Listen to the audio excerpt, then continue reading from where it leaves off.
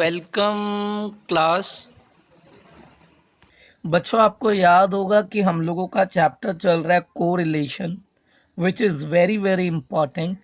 और मैंने आपको लास्ट क्लास कोरिलेशन के अंदर जो क्वेश्चन रिपीट होते हैं, अर्थात जिसके अंदर डिजिट बार बार रिपीट हो रही होती है, उनमें रैंक कैसे देते हैं और उसमें कार्ल पियर्स स्पीयरमैन मेथड को किस तरीके से अप्लाई करते हैं, ये मैंने आपको सिखाया था।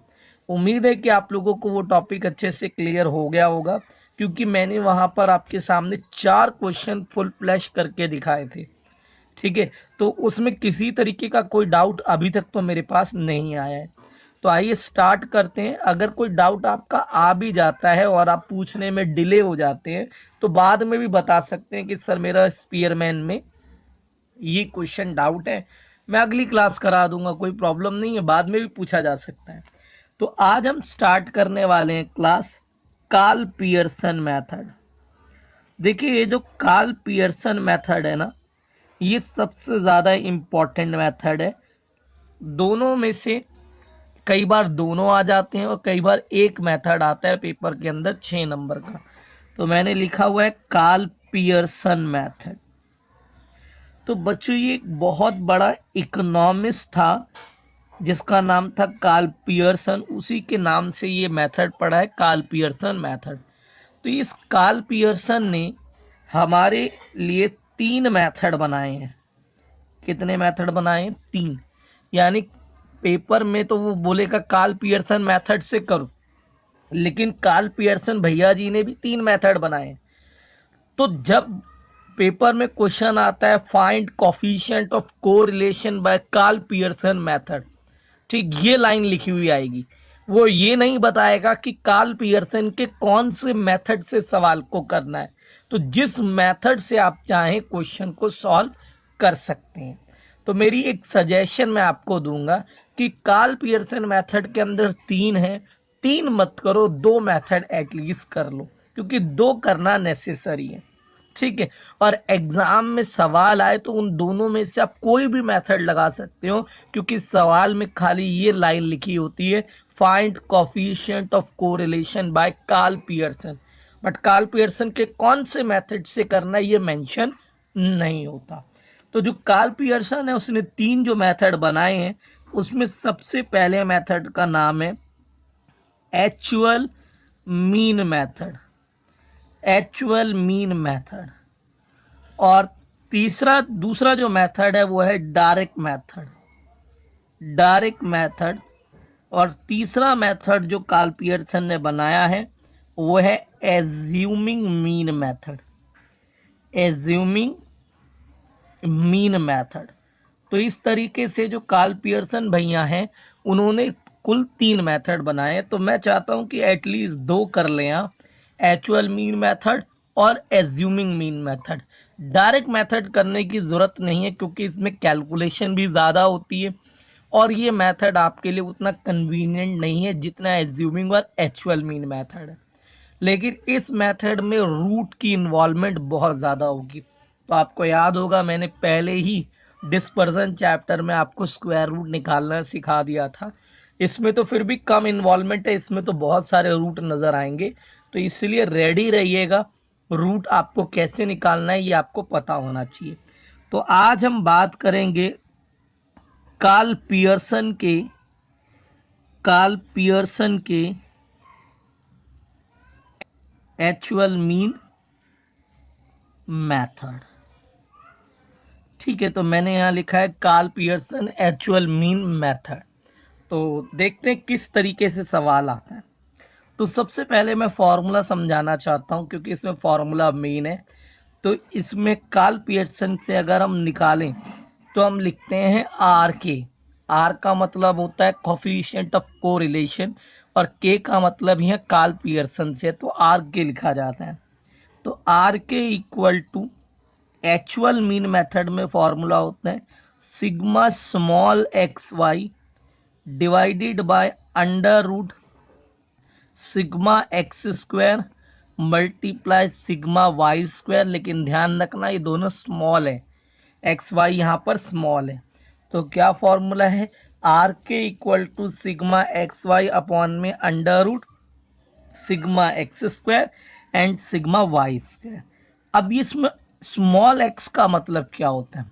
तो स्मॉल एक्स का मतलब होता है डेविएशन यहाँ पर, यानी एक्स में से एक्स बार को माइनस करके जो आता है उसे हम स्मॉल एक्स बोलते हैं। और ऐसी स्मॉल वाई का मतलब है कैपिटल वाई में से वाई के मीन को घटा के जो आता है उसे हम क्या बोलते हैं? Small y. तो याद रखिएगा x equal to x bar minus x bar है और y इक्वल टू क्या है? y माइनस वाई बार है। तो स्मॉल x और स्मॉल y को निकाल कर इसमें पुट कर दिया जाता है, क्वेश्चन अपने आप सॉल्व हो जाता है। ये है हमारा Karl Pearson actual mean method. ठीक है, तो आइए अब एक सवाल मैं आपके सामने प्रस्तुत करूं। लेट अस अज्यूम क्वेश्चन आ गया, find coefficient of correlation by Karl Pearson method. मैं पहले ये दिखाना चाहता हूं कि फुल फ्लैश अगर क्वेश्चन आए तो क्या लाइन लिखी हुई आती है। तो ये लाइन लिखी हुई आती है, find coefficient of correlation by Karl Pearson method. तो ये लाइन वो आपको लिख के देगा, ठीक है। और सवाल में 2 से 3 कराऊंगा। तो मेरा सिद्धांत है सरल से कठिन की ओर। तो पहले एक छोटा क्वेश्चन लेते हैं जिससे आपको स्टेप क्लियर हो जाए। तो सवाल आ गया x और y, क्योंकि 2 चीजें गिवन होंगी इसमें x और y। तो x दे दिया 10, 20, 30, 40, 50। y दे दिया आप लोगों को क्लास 20, 30, 40, 50, 60। लेट अस अज्यूम ये सवाल है हमारे पास। तो अगर आपको क्या निकालना है? कोएफिशिएंट ऑफ कोरिलेशन निकालना है कार्ल पियर्सन मेथड से। तो पहले हम x का और y का टोटल करेंगे। ध्यान से स्टेप याद कर लेना। तो अगर हम इसका टोटल करें तो 30, 60, 100, 150, 110, 150 और 150 में ये 50 जोड़ेंगे तो ये 200 आ गया। तो मीन का फॉर्मूला होता है x bar equal to capital sigma x upon में एन। तो एक्स का टोटल है 150 और नंबर है 1, 2, 3, 4, 5 नंबर। 5 से भाग देंगे तो 5 3 15। ठीक है, तो ये एक्स का मीन आ गया 30। और अब y का मीन निकालेंगे तो सिग्मा y अपॉन में n फॉर्मूला होता है। तो sigma y 200 divided by n 5, तो 5 चौक 20 और 0 हो गया, तो 40 आ गया मेरे पास। तो मैंने मीन निकाल लिया x का भी और मीन निकाल लिया y का भी। जब दोनों के मीन निकल जाए, अब आपने क्या करना है कि स्मॉल x निकालना है। और स्मॉल x बराबर होगा x माइनस एक्स बार। ठीक है, ऐसे हम इसको निकालेंगे। तो मेरे पास x कितना है? 10 और ये है 30। तो 10 में से 30 गए -20, -10, 0, 10 और 20। ठीक है, तो इस तरीके से हमने x में से x बार को माइनस कर दिया। अब स्मॉल y निकालेंगे जो कि होता है y माइनस कैपिटल y। तो y में से कैपिटल Y को क्या कर दिया जाएगा? माइनस। तो ये रहा y20 -40 करेंगे, -20, -10, 0, 10 और 20। ठीक है, तो ये ध्यान रखना है कि माइनस करते समय कैलकुलेशन मिस्टेक ना हो। तो जैसे ये स्मॉल लेटर था 20 और ये 40 था, तो 20 में से 40 घटाएंगे तो माइनस का 20 आएगा। तो ये स्मॉल x और स्मॉल y निकल गए। अब इन दोनों को आपस में मल्टीप्लाई किया जाएगा, स्मॉल x और स्मॉल y को। तो माइनस माइनस दोनों तरफ अगर है तो माइनस कैंसिल होंगे, तो ये आ जाएगा 400।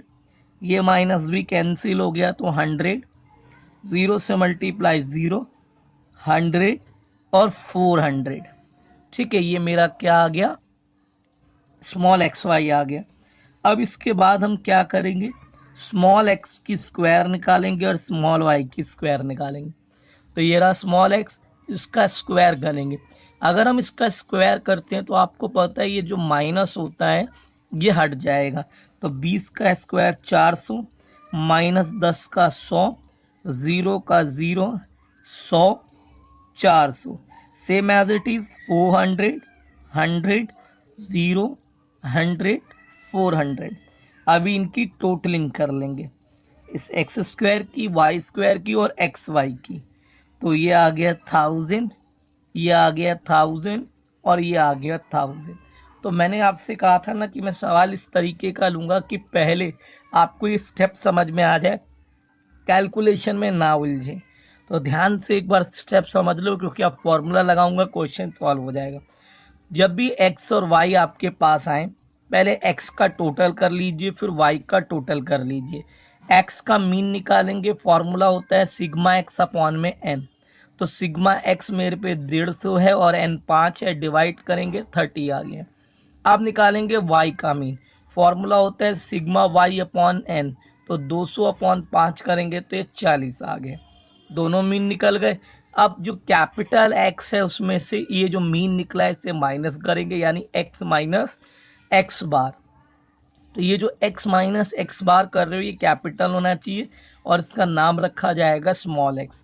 तो देखिए ये 10 था, ये 30 था, तो 10 में से 30 गया -20, 20 में से 30 गया -10, और इसी तरीके से सारी वैल्यूज मैंने निकाल ली। वही काम यहाँ करना है y माइनस वाई बार। तो ये रहा y, ये रहा y बार। तो 20 में से 40 गया -20, 30 में से 40 गया -10, और इसी तरीके से सारी वैल्यू निकाल ली। तो ये स्मॉल x है, ये स्मॉल y है। अब इन दोनों स्मॉल x और स्मॉल y को आपस में मैंने क्या कर दिया, मल्टीप्लाई। तो जब मल्टीप्लाई करेंगे दोनों तरफ माइनस अगर है तो माइनस कट जाएगा और ये रिजल्ट आ गया हमारा। फिर स्मॉल x का स्क्वायर कर लो और स्मॉल y का स्क्वायर कर लो और ये टोटल कर दिया। अब फाइनली जब आपकी कैलकुलेशन पूरी हो जाती है तो coefficient of correlation by Karl Pearson method का फॉर्मूला है sigma small x y under root sigma x square multiply sigma y square. तो point to be noted, sigma small x y कितना है, एक्स वाई का total है 1000, x square का 1000, Y square का 1000। तो ये देखिए स्मॉल एक्स वाई मैंने 1000 डाला और ये मेरे पास आ गया 1000 और मल्टीप्लाई में 1000।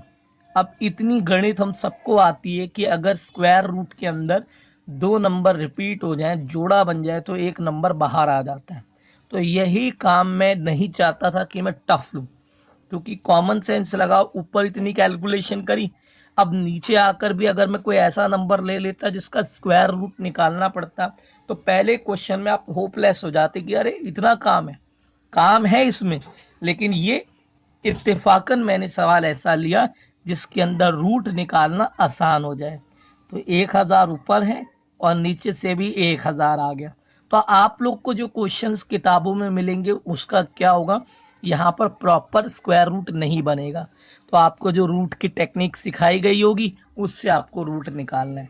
अभी वैसे सवाल भी मैं लूंगा, बट पहले स्टेप समझाने के लिए सिंपल क्वेश्चन मैंने लिया है। अब 1000 से मैंने इस 1000 को काट दिया, तो coefficient of correlation by Karl Pearson method comes 1। तो this is your answer. I hope कि आप लोगों को प्रोसीजर और वर्किंग प्रोसेस अच्छे से क्लियर हो गई होगी कि कार्ल पियर्सन में करना क्या होता है एक्चुअल मीन मेथड। अब एक बात मैं यहाँ दोबारा रिमाइंड कराता हूँ और चलता हूँ, 2-3 क्वेश्चन आपको और कराऊंगा कि एक रिमार्क मैंने आपको दिया था कि जो आर की वैल्यू होती है वो -1 और 1 के बीच में होती है, हमेशा याद रखना। कभी भी इसका आंसर ना तो 1 से बड़ा हो सकता है ना ही -1 से छोटा हो सकता है। ये बात सभी के माइंड में दिमाग में रहनी चाहिए, ठीक है। -1 और 1 के बीच में वैल्यू आएगी। तो आइए चलते हैं अगले क्वेश्चन पे। ये देखिए क्लास, हमारे पास सवाल है find coefficient of correlation by Karl Pearson method again. तो मैं KPM लिख दे रहा हूं, ठीक है। Find the coefficient of correlation by Karl Pearson method. ठीक है, थोड़ा सा कैलकुलेशन को टेढ़ा करने की कोशिश करूंगा क्योंकि एग्जाम में जर्नली ऐसे ही क्वेश्चन दिखाई देते हैं। तो स्टेप आपको पहले क्वेश्चन में समझ में आ गए होंगे। तो सबसे पहले हम लोगों को एक्स का और वाई का टोटल करना होता है बच्चों। तो आइए इसका टोटल करें। तो 5 और 6 11, 18, 25, 33, 33 और 2 35, 35 और 9 को जोड़ेंगे तो आ गया 44। हासिल लगा 4, 6 कम 6, 6 दूनी 12, 6 तीन 18, 6 चौक 24, 6 पंजे 30, 6 चिक 36, 6 सत्ते 42, 6 अट्ठे 48, 6 नीम 54। तो ये टोटल आ गया मेरे पास 544। कितना आ गया? 544। अब इसको करेंगे 7 और 8 15, 15 और 5 20, 20 और 8 28, 30, 32 और 41 और 1 42। तो ये 2 आ गया मेरे पास। और ऊपर 4 जाएगा तो 6 कम 6, 6 दूनी 12, 6 तीन 18, 6 छिक 36।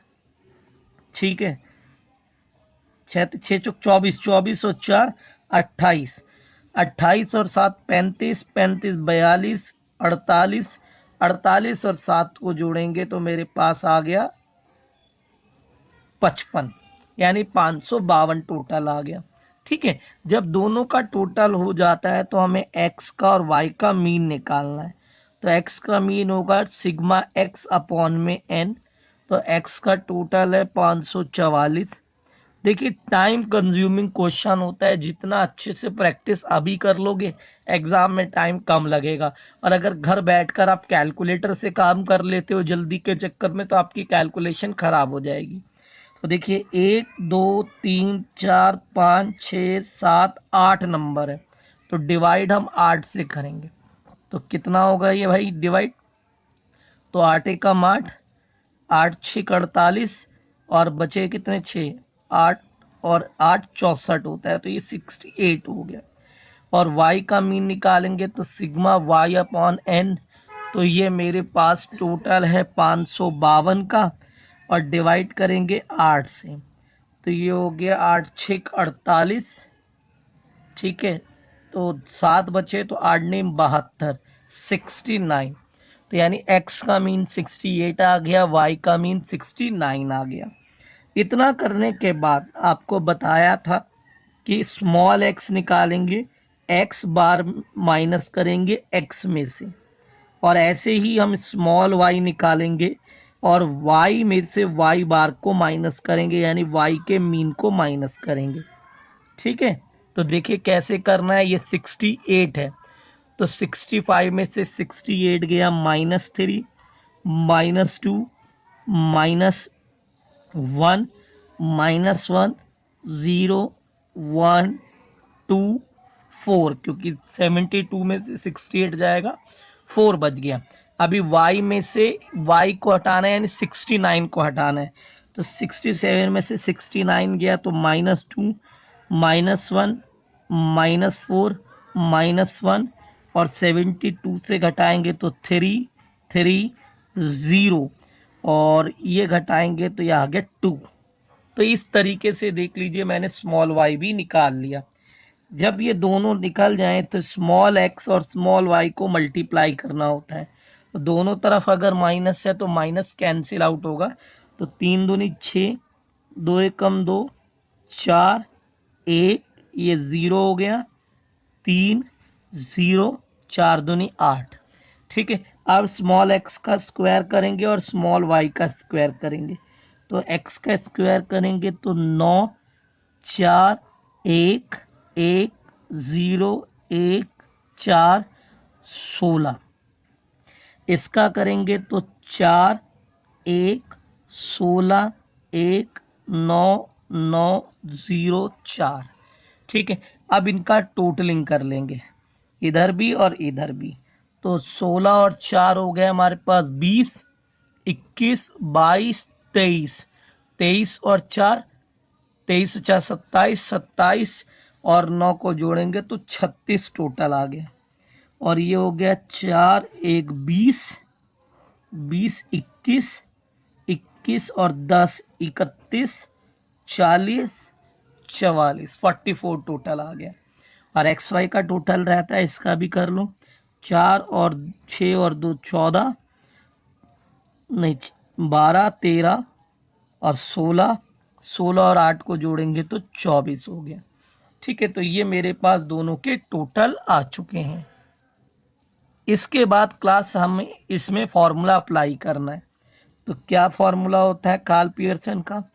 तो फॉर्मूला होता है कार्ल पियर्सन का sigma small x y upon में under root sigma x square dot sigma y square.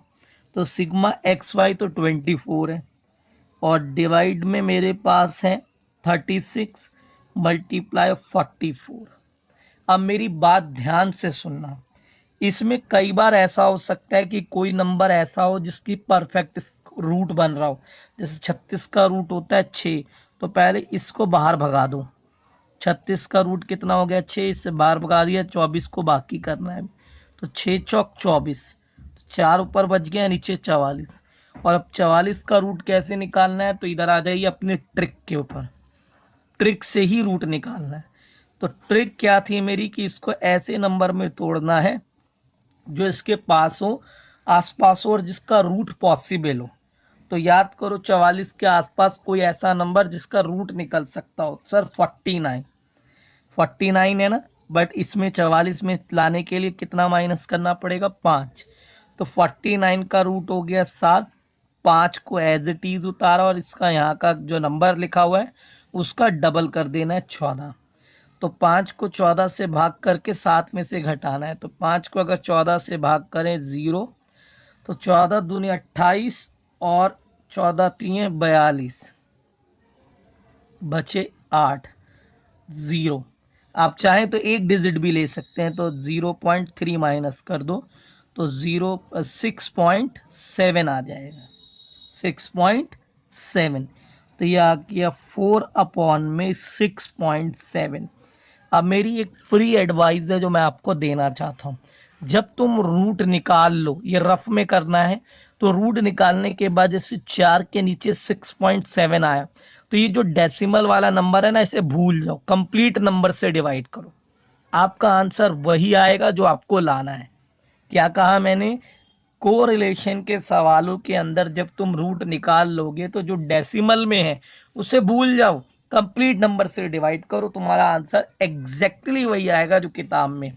यानी 4 को सिर्फ 6 से भाग करो, तो 4 को अगर 6 से भाग करेंगे तो 0, 6 6 36, बचे कितने 4, फिर 0 6 6 36 यानी 0.66। तो यानी कुल मिलाकर मेरा रिजल्ट आ गया 0.66 आता है, तो हम क्या लिख देते हैं 67 and this is your answer.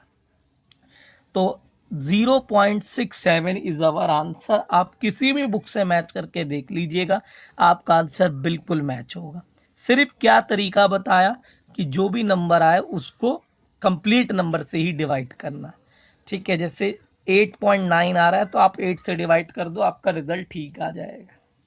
Okay, तो आई होप कि इसमें कैलकुलेशन थोड़ी सी ज़्यादा थी, तो आप समझ पाए होंगे कि कैसे क्वेश्चन करना है। आइए एक सवाल और करके दिखाएं जिससे दिमाग ओपन हो, क्योंकि आज की क्लास में हम एक्चुअल मीन मेथड को कंप्लीट करेंगे। ये देखिए क्लास, हमारे पास अगला सवाल है। ये सवाल थोड़ा सा मैंने चेंज किया है जिससे कि एक आपको आइडिया दे सकूं कि कई बार ऐसा होता है कि सवाल में ही अर्थमेटिक मीन गिवन होता है, तो आपको मीन निकालने की जरूरत नहीं होती। जैसे कि सवाल में लिखा हुआ है find coefficient of correlation by coefficient of correlation by Karl Pearson method, यानी कोफिशिएंट ऑफ कोरिलेशन निकालो कार्ल पियर्सन मेथड से when mean of x is 6 and mean of y is 8। है ना, थोड़ा अलग टाइप का सवाल है। इसमें आपको उसने x का मीन ऑलरेडी दे दिया है कि 6 है और y का मीन भी ऑलरेडी दे दिया है कि 8 है। तो अब आपको अलग से x का टोटल करना और y के टोटल करने की जरूरत नहीं है। क्या करेंगे सर? तो डायरेक्टली हमें वही स्टेप लगाने हैं जो हमारे आगे के स्टेप है। तो क्या स्टेप है? हम स्मॉल x निकालेंगे, यानी x में से x बार को माइनस कर देंगे। ठीक है, तो 6 में से 6 गए तो ये हो गया 0, माइनस का 4, प्लस का 4, माइनस का 2, प्लस का 2। ये मेरा स्मॉल x निकल गया, क्योंकि ये जो x है मैंने इसमें से x बार को माइनस कर दिया जो कि ऑलरेडी गिवन था।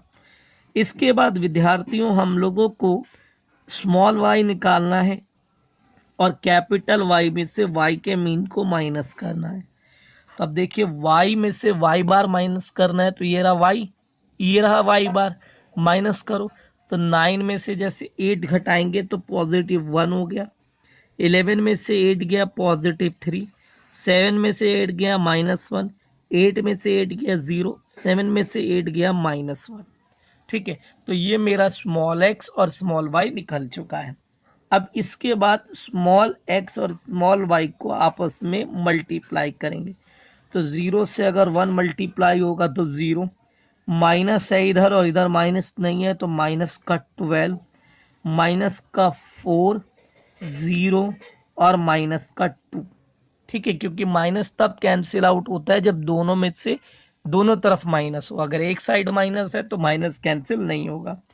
अब स्मॉल x का स्क्वायर करेंगे और स्मॉल y का स्क्वायर करेंगे। तो स्मॉल x का स्क्वायर करोगे तो ये तो 0 ही रहेगा, ये 16 हो गया और माइनस हट गया, ये 16 हो गया, ये 4 हो गया, ये 4 हो गया, 1 हो गया, 9 हो गया, 1 हो गया, 0 हो गया, 1 हो गया। अभी इसकी टोटलिंग कर लीजिए। ठीक है, और इसकी टोटलिंग करिए और इसकी भी टोटलिंग करिए। ठीक है, तो कितना आ रहा है सर? ये हो गया मेरे पास 9 और 1 10, 11 और 1 12, तो ये टोटल 12 आ गया। तो ये 16 दूनी 32, 32 और 8 हो गया 40। इसको जोड़ेंगे तो ये हो गया 16 और 18, तो माइनस का 18 आ गया। ठीक है, मतलब कहने का मकसद केवल इतना है मेरा कि कई बार ऐसा हो सकता है कि सवाल के अंदर मीन ऑलरेडी गिवन हो, तो वहां आप लोगों को मीन निकालने की जरूरत नहीं है। अब कोफिशिएंट ऑफ कोरिलेशन आर के बराबर होते हैं sigma small x y upon में सिग्मा एक्स स्क्वायर स्मॉल और सिग्मा वाई स्क्वायर। तो ये मेरे पास एक्स वाई तो -18 आ गया और अंडर रूट ये 40 है और ये 12 है। तो मेरा कोशिश आप लोगों की कैलकुलेशन ज़्यादा ना हो ये करने की है, जिससे कि आपका टाइम वेस्ट ना हो। तो देखिए यहाँ पर आप चाहें तो डायरेक्ट रूट निकाल सकते हैं, बट मैं आपको एक ट्रिक सिखाता हूँ। जैसे ये 40 है ना, तो इसको थोड़ा स्मॉलर कर लें, कुछ कॉमन ले ले। लाइक 40 को मैं 2 × 20 लिख दे रहा हूँ। ठीक है, और 12 को मैं लिख दे रहा हूँ 2 × 6। मैं चाहता हूँ कुछ कॉमन ले लूँ, छोटा कर लूँ, तो ये एक 2 बाहर आ जाएगा। ठीक है, 2 बाहर ले लेंगे तो अंदर बचेगा 20 और 6 यानी 6 दूनी 12, ये कैंसिल हो जाएगा। तो इस तरीके से आप अपना माइंड लगा सकते हैं, थोड़ा सा क्वेश्चन को शॉर्ट कर सकते हैं। और अगर नहीं करना है तो आपके पास तरीका है कि इन दोनों को मल्टीप्लाई करिए और जो रूट की टेक्निक सिखाई थी उससे रूट निकाल दीजिए। ठीक है, अब 120 का रूट निकालना है तो कॉमन सेंस लगाओ, 120 के आसपास कोई ऐसा नंबर सोचो जिसका परफेक्ट रूट होता हो। सर 121 का 11 होता है और माइनस में 1 कर दिया। ठीक है, तो क्या होगा भाई? तो ये हो गया 11 और 1 एज इट इज उतारा, जो नंबर यहाँ लिखा है उसका डबल कर दो, 11 दूनी 22। डिवाइड करोगे तो ये आएगा लगभग 0.1, तो ये आ गया 10.9। कितना आ गया? 10.9। ठीक है, आप इसको 11 को 22 से डिवाइड करेंगे तो लगभग 0.1 के आसपास ही जाएगा या 0.01 के पास जाएगा। तो -9 डिवाइडेड बाय 10.9। अब इस 10.9 को हम डिवाइड करेंगे। तो मैंने आपको क्या ट्रिक सिखाई कि इस 9 को कंप्लीट नंबर से डिवाइड करा करो, आपका आंसर एग्जैक्टली मैच होगा। तो 9 को 10 से डिवाइड कर दो तो 0.9 आ गया and this is your answer. आपको किसी भी तरीके का कोई एक्स्ट्रा दिमाग लगाने की जरूरत नहीं है, जो भी रूट आएगा उसे आप डिवाइड कर सकते हो। अब देखिए एक बात मैं यहाँ पर कहना चाहता हूँ कि आपको मैंने क्वेश्चन सिखा दिए 3 बार 4 बार, लेकिन अगर आपने उसकी प्रैक्टिस नहीं करी तो एक एटमोसफेयर होता है क्वेश्चन का कि भैया रूट कैसे निकालेंगे, कैसे स्टेप्स को प्रोसीड करेंगे, तो वो आप नहीं कर पाओगे। इसीलिए मैं हमेशा बच्चों को कहता हूं कि अगर ज्यादा होमवर्क नहीं करना तो 5-5 क्वेश्चन हर स्टैटिस्टिक्स का पेपर जो होता है वो काफ़ी लेंदी होता है। 100 में से 99% ये संभावना रहती है कि पेपर आपका छूटेगा, क्योंकि आप अभी स्टैट कर रहे हो, उसमें इतनी कैलकुलेशन है। एक सवाल कोरिलेशन का, डिस्पर्जन में से 2 सवाल आ गए, मीन मीडियन मोड में से 1 सवाल आ गए, तो इतने न्यूमेरिकल जब आप करोगे उसके बाद आप आ जाइए आपके पास बिजनेस मैथमेटिक्स भी है। अब बिजनेस मैथमेटिक्स में आप देखोगे कितने सारे न्यूमेरिकल होते हैं। अब वो न्यूमेरिकल भी प्लस स्टैटिस्टिक्स के न्यूमेरिकल भी, तो इसलिए पेपर काफ़ी लेंदी होता है और इसे टाइम के अकॉर्डिंग मैनेज कर पाना मुश्किल होता है। तो बेटर रहेगा कि आप इसकी प्रैक्टिस करें। इसलिए आज जो आपको होमवर्क मिल रहा है क्लास, आप लोगों को क्या करना है कि जो कार्ल पियर्सन मेथड हम लोगों ने डिस्कस किया उस पे एटलीस्ट 5 क्वेश्चन आपने करने हैं। एटलीस्ट 5 क्वेश्चन, अगर आप 5 क्वेश्चन कर लेते हैं तो समझ लीजिए कि आपको मेथड अच्छे से आ जाएगा। बच्चों, आपको किसी भी प्रकार का अगर कोई भी डाउट आता है कार्ल पियर्सन मेथड में या आपके स्पीयरमैन मेथड में, तो वो आप मुझसे डिस्कस कर सकते हैं। तो आई होप कि आपको आज की क्लास क्लियर हुई होगी। तो बच्चों, आज के लिए इतना ही। तब तक के लिए धन्यवाद। Good bye.